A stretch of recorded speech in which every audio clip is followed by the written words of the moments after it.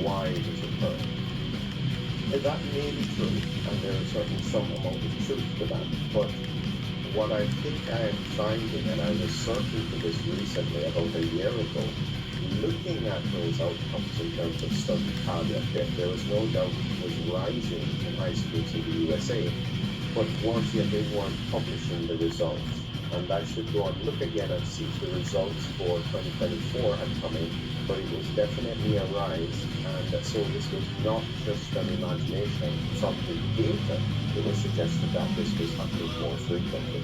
Let's continue to listen. Making kids get cleared by a doctor before doing sports. I don't remember that when we were kids. Wow. Yeah, they just threw us right under the rest of the team. They didn't check shit. They didn't see if you had a cold. Yeah, I mean, I don't know what's better. It's probably better to screen them.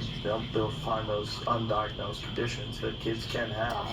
Well, I just think that it's in response to what's happening. Oh, I it don't know what certainly it is. But I mean, that might be the good aspect of it. Right. Maybe some people will get diagnosed that didn't have any idea that they were running around with the problem, and they can fix it. Then it's hard to diagnose. Like really, the only way you can diagnose myocarditis for sure is to do either a biopsy or a cardiac MRI, which is, I think most kids are not put through that. Right.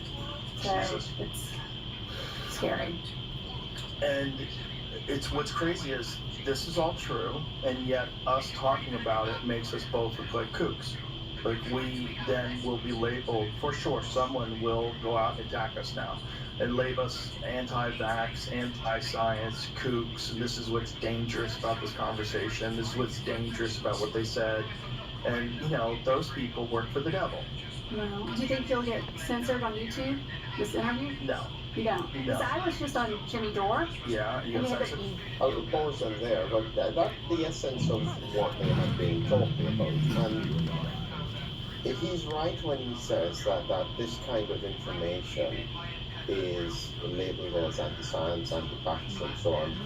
I think that from my perspective, when I think about it, because it is easier to just ignore it, because you get targeted because you talk about these things. But I think that there is a responsibility to look objectively at what is happening and to try and understand and predict what could happen, because it is relevant to public health.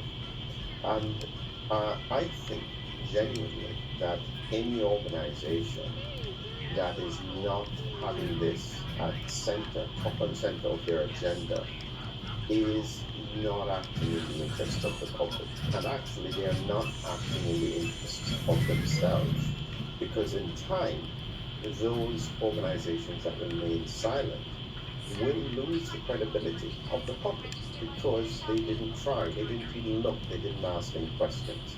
So this is pretty serious stuff. Now, let's come back to what the data was showing us. Some people don't understand why I was always asking the question specifically in relation to children. And it's important to know that when the vaccines came out, I wasn't against using the vaccines. Even though I had concerns about autoimmune responses, I recognized that people who were high risk and who had no options, because it's not because there was nothing that couldn't be done. Dr. Tretton could have probably saved all of them, but they were silencing that. They didn't have any options. So for those high-risk people, you're better to intervene with something that would reduce the risk of their COVID, which the vaccine did. But from a scientific point of view, I could not understand going down to low-risk cohorts, and I'm talking about low-risk adults here. Children weren't even on the agenda. Now, what I will say very clearly, in case anybody from industry, pharmaceutical industry is listening, this was clearly gambling. Because you had a low-risk cohort who really didn't die from severe COVID. They had other side effects,